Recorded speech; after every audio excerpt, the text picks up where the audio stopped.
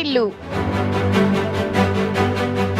కొత్తగా వస్తున్న HMTV virus ను ఎదుర్కోవడం అనేది ఏ విధంగా అయితే కోవిడ్ ని ఎదుర్కొన్నామో అదే విధంగా ఈ వైరస్ ను కూడా ప్రజలు తగు జాగ్రత్తలు పాటించడం ద్వారా అధిగమించవచ్చని, అదే విధంగా జిల్లా ప్రజల ఆరోగ్యమే పరమావధిగా సిబ్బంది సహకారంతో పనిచేస్తామని నూతనంగా ఛార్జ్ తీసుకున్న డిఎంహెచ్ఓ డాక్టర్ జీవన్ రాణి సంతోషం టీవీతో తెలిపారు.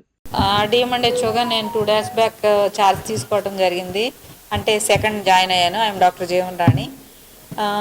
ఈ జిల్లాకు సంబంధించినంత వరకు నా బాధ్యత ప్రకారం ఎన్ని సర్వీసులు అయితే అందించాలి మెడికల్ అండ్ హెల్త్కి సంబంధించి మా స్టేట్ ఇన్స్ట్రక్షన్స్ ప్రకారం, సెంట్రల్ ఇన్స్ట్రక్షన్స్ ప్రకారం ప్రతి సర్వీసు కూడా పబ్లిక్లోకి 100% ఇవ్వడానికి మేము మా సాయశక్తుల ప్రయత్నించి కృషి చేస్తాము. మేము, మా మెడికల్ ఆఫీసర్స్ అండ్ మా స్టాఫ్ కూడా. దయించి మీ వైపు నుంచి కూడా మాకు కోఆపరేషన్ అనేది కావాలి. అందరం కలిసి మన సొసైటీలో ఉన్న పబ్లిక్ అందరికీ కూడా హెల్త్ సర్వీసెస్ అనేది అప్డేటెడ్గా ఇచ్చే నేపథ్యంలో మీ మీడియా సహాయ సహకారాలు కూడా కావాలని చెప్పేసి నేను నా వైపు నుంచి రిక్వెస్ట్ చేస్తున్నాను. తర్వాత వచ్చి ఇప్పుడు కొత్తగా మనకు వస్తున్న హెచ్ఎంపీవీ వైరస్ గురించి కూడా కొంచెం అలర్ట్స్ అనేది వస్తుంది.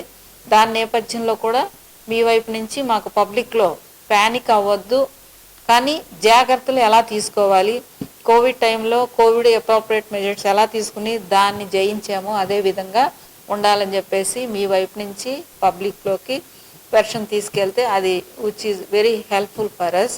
అదేవిధంగా స్టేట్లో సస్టైనబుల్ డెవలప్మెంటల్ గోల్స్లో సెంట్రల్ నుంచి వచ్చిన ఇన్స్ట్రక్షన్స్ ప్రకారం ఆ గోల్స్ కూడా మేము అచీవ్ అవడానికి మా వంతు 100% కృషి చేస్తాము. ఆ టార్గెట్ అచీవ్మెంట్స్ చేయటంలో మా మెడికల్ ఆఫీసర్స్, మా స్టాఫ్ని మేము మొబిలైజ్ చేసి వర్క్ చేసే విధంగా ప్రోత్సహిస్తామని చెప్పేసి నా వైపు నుంచి నేను చెప్తున్నాను. Thank you.